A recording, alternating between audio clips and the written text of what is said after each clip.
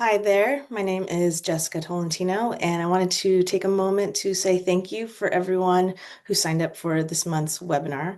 I'm really excited to kind of share information on this topic. This is kind of my passion topic that I love to speak about, to share information about. And I'm just really excited to be here with you today. Um, I wanted to start off also by saying if at any point anyone has any questions, I want you to please feel free to reach out right in the chat. You can also always feel free to reach out to me directly. At the end, I'll throw up my email address and some contact info. I work out of a clinic in San Francisco called NeuroAccess Health, where we focus and specialize in treating, complex neurological conditions from traumatic brain injuries, migraines, dizziness disorders, movement disorders. We're also chiropractors, so we do chiropractic care. But we do offer free consultations to anyone who is interested in learning more about our services. If you want to learn more about neurofeedback and if it's something that might be a good fit for you or someone you know, I'm happy to be a resource for anyone looking for some answers. So, without any further ado, let me go ahead and share my screen.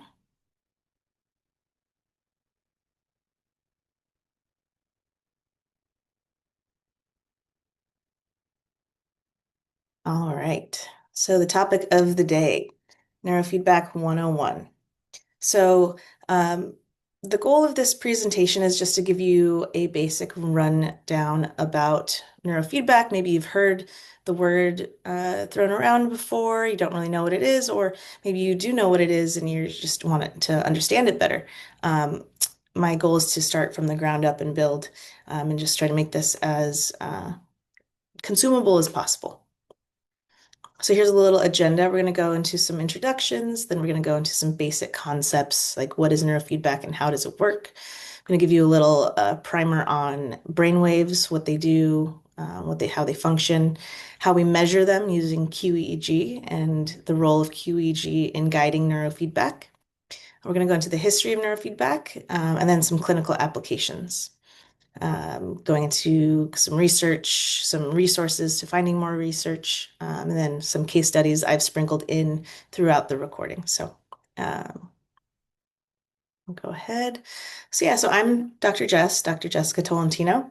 My background is I started working in neurofeedback and QEEG brain mapping when I was in undergrad. So I've been working in this over 10 plus years. It really, like I said, it is a passion of mine. When I first discovered it doing research in an intensive outpatient substance use disorder clinic. So it was a psychology clinic where they were treating addiction.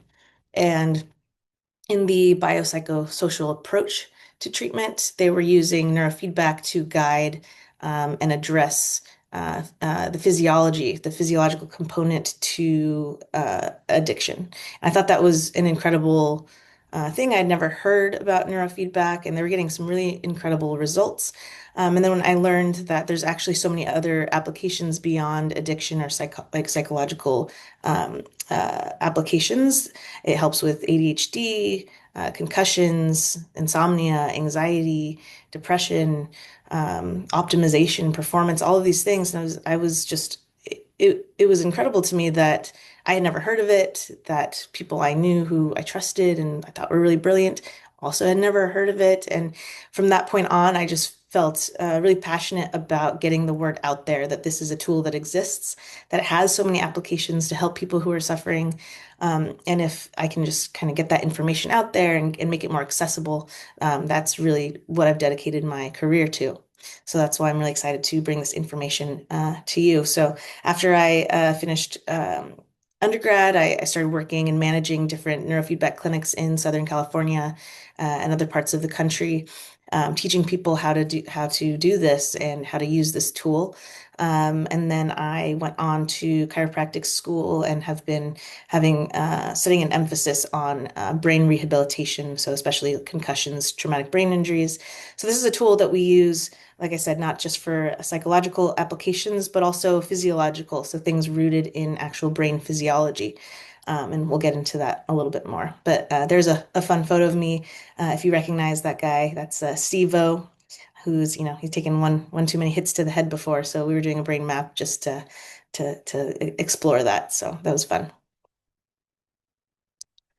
So, in the spirit of wanting to bring information to all of you, I wanted to start with some myths that we're not falling for in 2025. So, these are some common things that I've heard about the brain or neuroscience that we're just going to bust these myths together. So, the first one, brains don't change. So, this is just entirely false. Brains have an incredible capacity to adapt to change. That's really their primary job is to take in information, respond to it, to adapt. So, brains can change, and we're going to go into that. Then the next one, you're stuck with the brain body symptoms that you have. So, our brains, our bodies are meant to adapt, they're meant to change. And if we can use the right tools, have the right information to help guide the change in the right direction, that can be incredibly powerful.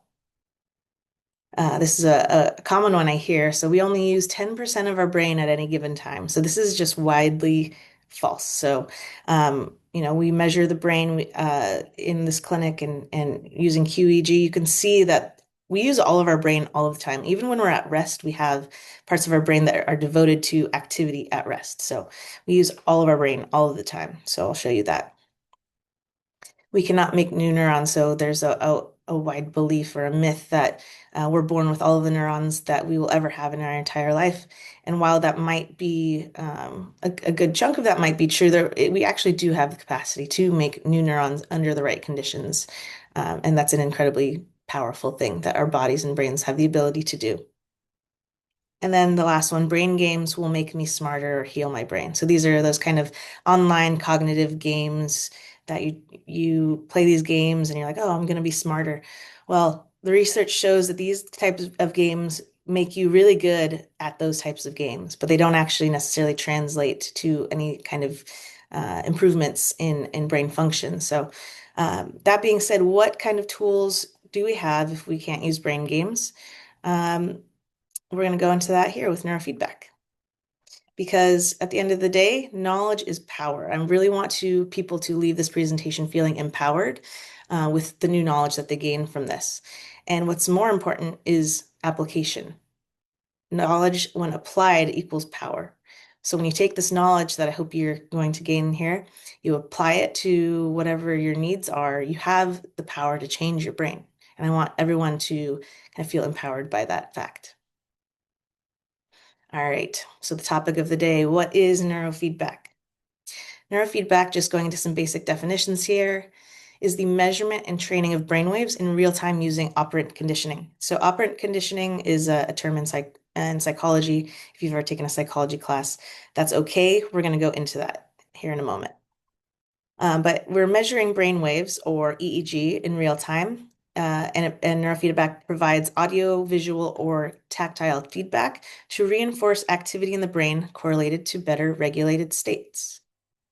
It's a learning process wherein the brain learns to better regulate its own activity. The effects cause changes in brain physiology by way of neuroplasticity. So that's a term that some people may have heard.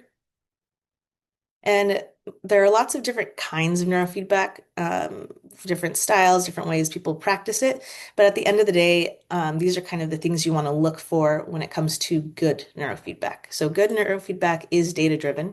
It uses QEEG analysis to guide the process, and I'm going to explain what that is.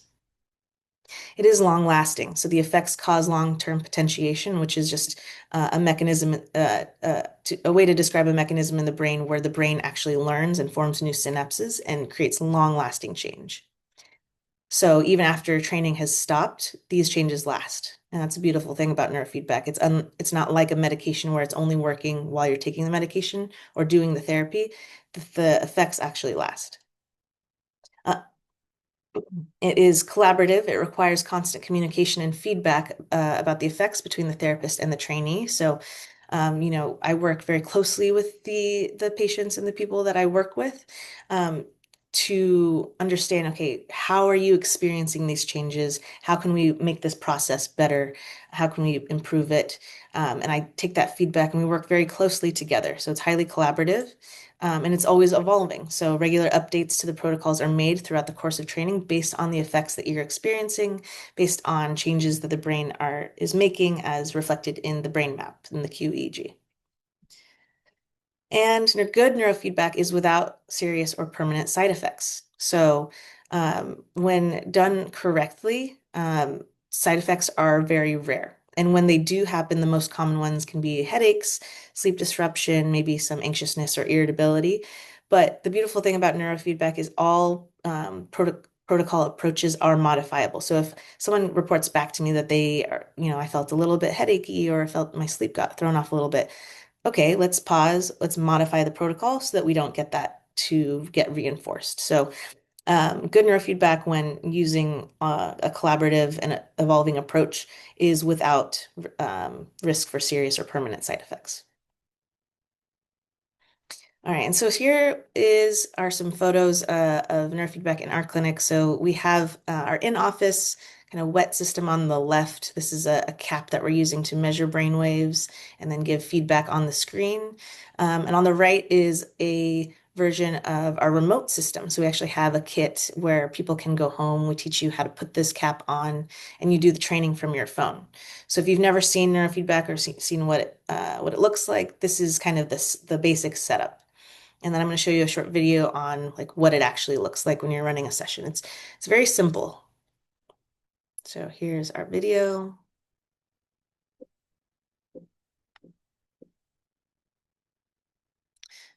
So neurofeedback is a very simple process where we're measuring brain waves moment to moment. And we know that certain types of brain waves reflect different states or different activity. And when we want to encourage the brain to be more in a state that we want or to produce activity that we want, then the cap captures that moment and then gives the brain feedback in the form of audiovisual feedback in this case that the brain finds rewarding. So when her brain, for example, we're going for calm focus. When her brain is producing the brain waves that we know are associated with calm focus, then the fish starts swimming on the screen to tell the brain, good job, you're doing what we want. And then the next moment, maybe the brain gets distracted or a little stressed, and the brain waves reflect that. And then the fish stop. And over time, the brain starts to notice, oh, when I'm more calm and focused, or whatever it is that we're going after, I get more stuff on the screen. I like more stuff. I like when the fish are swimming. Let me try to tune my behavior to get more of that feedback that I find rewarding. So it's through this reinforcement process that the brain starts to learn and how to better regulate its own activity. If that's not making sense yet, I'm going to go into this in a few different ways. So how does this work? The big answer, operant conditioning. So I used this term earlier and I told you we were going to go into it. So here it is. So operant conditioning at its most basic fundamental level is learning by experiencing the consequences of our actions. So if you've ever taken a psychology course, you may have heard of B. Skinner and his pigeons. So B. Skinner was a researcher who his job was to try and teach these pigeons how to peck a bar to turn on a light. So he noticed that if he took the behavior of the pecking and every time the pigeon pecked the bar, if he reinforced that behavior with a treat, like some kind of reward in the form of food, then the pigeons would increase that behavior. So if a behavior leads to a reward, we're more likely to do that behavior again. Conversely, if a behavior leads to punishment, we're less likely to repeat it. So, because these pigeons had this behavior of pecking the bar with to turn on a light was reinforced with food, they started increasing that behavior. So it's a learning process. So some other simple examples. So if you've ever tried to teach a dog how to sit, so you take a puppy who has never learned how to do anything. If it every once in a while, it'll just naturally sit. And every time it sits, if you give it a treat, it'll start to increase that sitting and it'll learn to associate the sitting with getting a treat. So it'll become positively reinforced. Conversely, if a teenager stays out past curfew and loses video game time, that's a negative punishment or a negative consequence.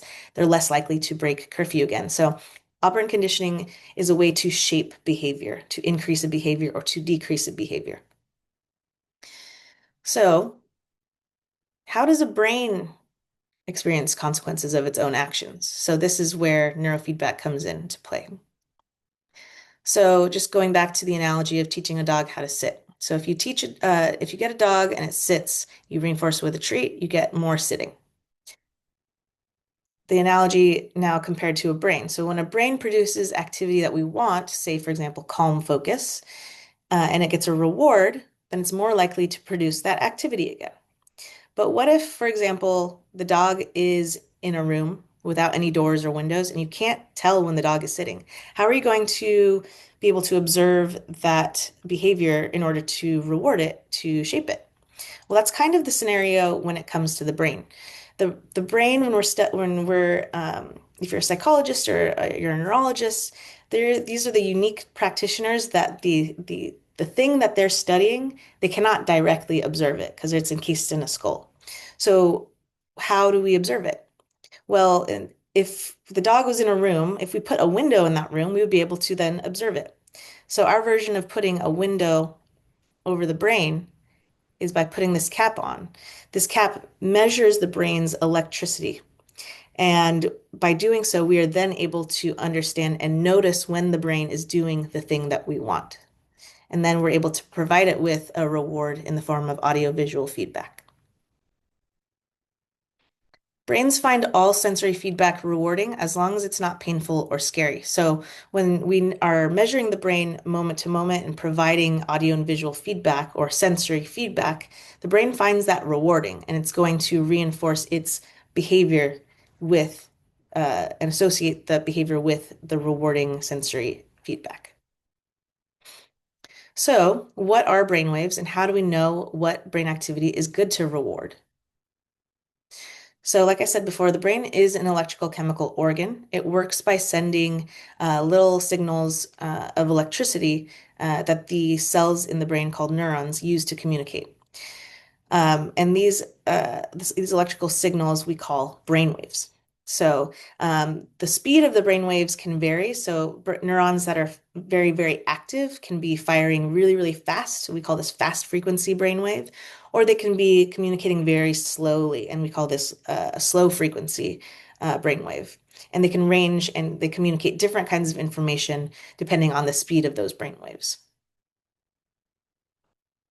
So electroencephalography, or EEG, is the measurement and study of brainwaves. And the quantitative part, the Q part of QEEG, is when we take the signal, the measurement of the electricity, and we quantify it. We separate the different speeds of brainwaves into their individual components, and so we see how they're distributed across the brain in different regions. And it helps us learn about how the brain processes information, how different parts of the brain communicate amongst each other. We can see if there are areas of the brain that are too fast, hyperactive, or too underactive, hypoactive. And it just gives us a good picture of what is going on in that little closed room that is our head. So, like I said, there are lots of different speeds of brain waves, ranging from very, very slow delta all the way to the fastest gamma. The slowest brain waves, delta, are 0.5 to 4 hertz. So this is cycles per second. It's important that I point out we make all brain waves all the time, and we should make them in different amounts depending on the demands of our environment. So, for example, when we're deeply, deeply asleep, we're producing more delta waves. Delta waves are the first kind of level of activity that our neurons start to produce when we're developing in the womb. And it's associated with kind of the development and building of neural pathways. So these are these long waves that the different parts of our brain on the long kind of tracks within our brain communicate in delta. We shouldn't be making a lot of delta when we're awake. So delta is a deep sleep wave. We need it for repair. We need it for cellular cleanup, kind of these more base functions, but we shouldn't be making a lot of it when we're awake. The next fastest brainwave is theta, and it's just a little bit faster than delta. It's still considered a subconscious brainwave. So when we're awake and conscious, we shouldn't be making a lot of theta. But theta is necessary for, it helps with visualization. If you're making theta, you're kind of in a trance, dreamy state. It helps with, it's useful for memory retrieval and access to creativity. But like I said, you shouldn't be making a lot of it when you're awake. If you are making a lot of theta, you can be maybe highly distractible. Maybe you're not able to pay attention to things outside of yourself. So you get things like attention issues, like people with ADHD make too much theta. And then we have alpha waves, the next fastest brainwave. It's called alpha because it was the first one that was discovered. It kind of jumps out from the background of all the other frequencies. And it really sets the kind of the pace of the brain. I like to think of alpha as the idling speed of the brain. So if you're familiar with a car, and when your car is in neutral, the engine is revving, it's on, it's ready to go, but it's not going anywhere. So this is alpha. You're awake, you're conscious, you're ready to go, but you're not doing anything. You're not processing anything. You're just idling. You're relaxed. The idling speed kind of sets the tone or the pace of the brain. So alpha is like the pacemaker of the brain. You can make faster alpha and have a fast brain, or you can make slower alpha and have a little bit of a slower brain. So people's tuning can be a little bit different. And then you have the more active brain waves like beta, gamma. So beta is an active processing brain wave when we're thinking, planning, concentrating, when we're very alert and we're thinking, we're making more beta. Um, and then gamma is the fastest. So this is one that is really interesting, associated with insight, peak experiences. It helps to synchronize different parts of the brain in its activity.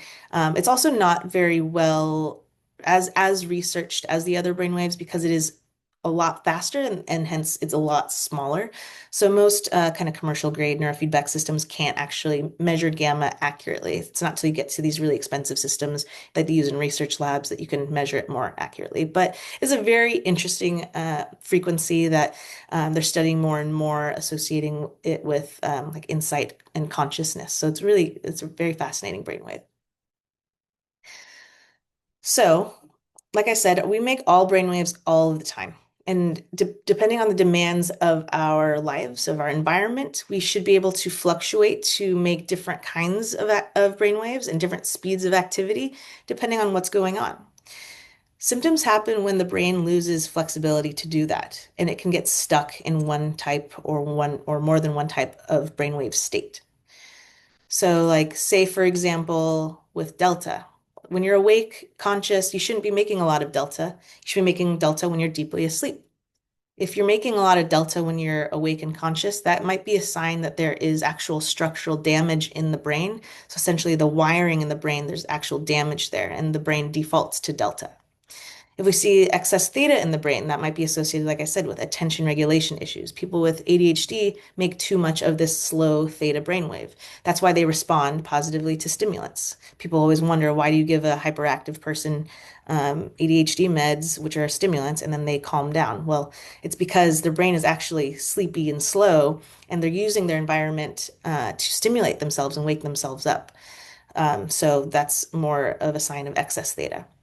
When you're making too much alpha, you're kind of like stuck in neutral. Remember, alpha is that idling neutral frequency. If you're stuck in alpha and that means your brain isn't engaging the way that it should. It's like you're stuck in neutral when you're trying to shift gears. And that can lead to brain fog, can feel like drowsiness, can feel like mood wise, like pessimism.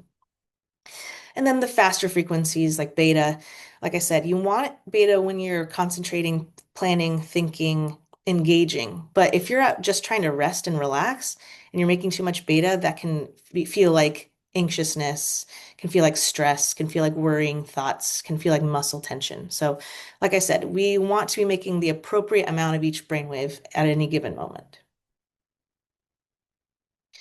So a QEEG helps us to identify where the sticking points are. So if our brain is getting stuck in a particular brain wave pattern, the QEEG helps us to identify that. And then once we can identify that, neurofeedback helps us to unstick it. So what is a QEEG? So like I said before, EEG is the measurement of the electrical output of our brain. So on the left here, you see all of this is just raw signals of measurements of electricity. We take this data and we put it into a computer program and we analyze it. We quantify it so that we can understand it better. If you're just looking at these signals, you might be able to discern some information if you have years of experience. But for the most part, we get a lot of good, useful information when we kind of analyze this further, and that's the quantitative process. So there's lots of different ways that we can analyze this data. But the goal here is to really identify how much of each particular brainwave are you making? Where are you making it? Is it an appropriate amount? Is your brain um, retaining that flexibility that it should have? And there's some other examples. And again, my point here is not for you to understand what all of this means. It's just to show you that, your practitioner should have a good understanding of how to use this data and how to use it to apply and create tailored neurofeedback protocols using the data. So you always want to do things that are data driven. Um, and QEEG is, the gold standard for kind of helping to inform neurofeedback therapy. And this is just a little slide to explain how the outermost layer of our brain, called the cortex, is the thing that's producing the brain wave. So that's the thing that we're measuring. And EEG historically has been used to help diagnose epilepsy and seizure disorders, sleep disorders, but it also helps to identify a lot of these other things going on in the brain. So again, just a picture of what a brain map looks like. So I really like QEEG because it's a very non-invasive compared to other brain imaging types. So like an MRI or a PET scan, all these things that require like you sitting in like a tube and spending an hour of your time. QEEG is really simple. We just put a cap on your head. We apply a little bit of gel to measure those sites on the scalp, and you just sit in a chair. We do two 10-minute recordings, 10 minutes of eyes open and 10 minutes of eyes closed because the brain behaves differently under those conditions. And then we take the data and we process it and then we talk about it. And this is just to kind of uh, show you that there are lots of different things we can see in a QEEG, whether that's brain injuries, migraines, anxiety, depression, PTSD. There's honestly so much more because we're just looking at the data and we know that certain activity in certain areas means different things. So we can really identify a lot of different things going on in the brain. So with a QEEG, this is kind of like a Goldilocks brain scan. So we take the QEEG, and like I said, we want to be making just the right amount of each particular brainwave. We don't want to be making too much. We don't want to be making too little. So this is one example of a brain map where we actually take your data and we compare you to a demographic group of brains similar to you in age, and sex and handedness. And we can see, okay, how does your brain compare to the norm? Are you making more than average, less than average, and where is that? And ideally, like I said, the goal here is to be making not too little, not too much, just the right amount of each one. So going into a little bit of case study here. So 36-year-old male presented to our clinic with a history of multiple traumatic brain injuries. So this is a really bright guy. He went to a really prestigious university. He was a D1 athlete. He's a surfer. He took one too many falls to the head, and one too many falls and blows to the head. And he came to us with difficulty with concentration. And when he would think or concentrate too hard, it would trigger headaches. He was anxious, easily overwhelmed. He had light and motion sensitivity. He had visual motion disequilibrium, so kind of unsteadiness on his feet. He had neck pain. He was getting cluster headaches in his right kind of orbital facial area right here, migraines on the right, and sleep issues. So we did our evaluation, which included the QEEG. And on the left here, you can see his brain map. So like I said before, I'm not expecting you to know and be able to read this, but you can just see that there's a lot going on. The Goldilocks brain that I showed you before is a normed version of brain activity. So this is showing us that compared to people his age and people like him, he's making 3 standard deviations more of these brain waves. and his brain is just communicating way too much in the different areas, so they're hyper-connected. And then you can see here on the right, this is 20 sessions of neurofeedback, and then we remapped to see what the difference was. And without understanding exactly what happened, you can see that there's a very big difference. So it was a very drastic difference for him. He reported maybe like 85% improvement just after 20 sessions of treatment. And this was like a chronic issue that he's been dealing with these headaches and all of these symptoms for so long, and he was feeling a lot better. So this was 20 sessions of neurofeedback. I think we ended up doing another 20 sessions after that and got him to about 95 to 98% better. So this is just to show you how we use the QEEG to guide the process, to identify areas, and then how we use it to follow up to show the difference, because we always want to be objectively measuring what's going on. So, you don't have to have just a TBI in order for neurofeedback to work. It works for so many different things because at the end of the day, we're working on a very root fundamental aspect of brain physiology, and it can help to identify and we can use neurofeedback to help with anxiety, depression, mood, OCD, long COVID, general relaxation, cognition, movement disorders. Um, or if you don't have anything necessarily going on, it also helps like with optimal performance. So just like you would go to the gym, if you are still really healthy, you still want to go to the gym because you can still make gains. You can come into a gym with an injury that you're trying to rehab, or you can go in as a bodybuilder and you can still benefit from that kind of therapy. And in the same way, that applies for neurofeedback. No matter what level of brain that you feel you have, you can always optimize or find things to improve. And this is a tool that can help with that.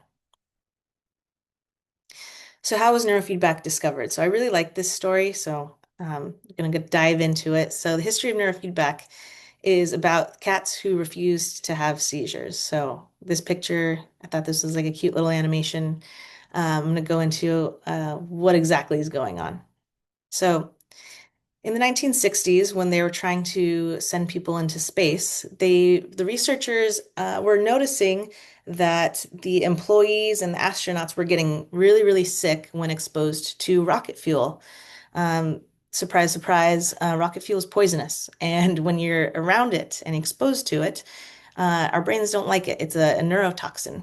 So NASA wanted to figure out, what's going on? Why is this happening? Is there a safe amount of exposure? Are there ways to mitigate the risks of exposure? So NASA enlisted the help of Dr. Barry Sturman out of UCLA. Go Bruins.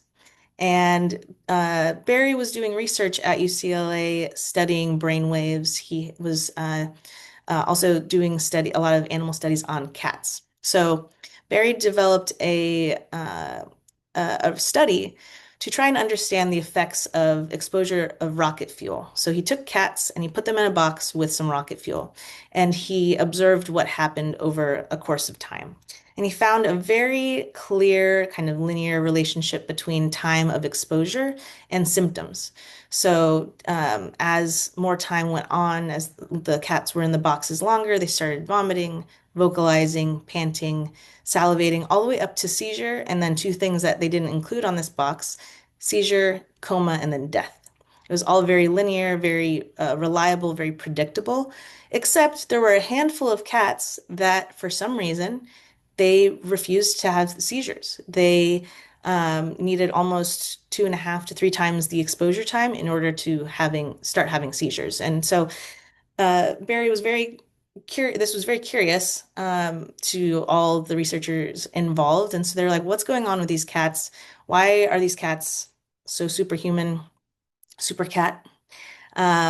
And it turns out that these cats were previously in a different study where Dr. Sturman was just seeing if it was possible to measure brain waves and to increase them by giving a little dropper of milk. So he measured this frequency that was easy to measure. It's called SMR, 12 to 15 hertz, falls into like an alpha range.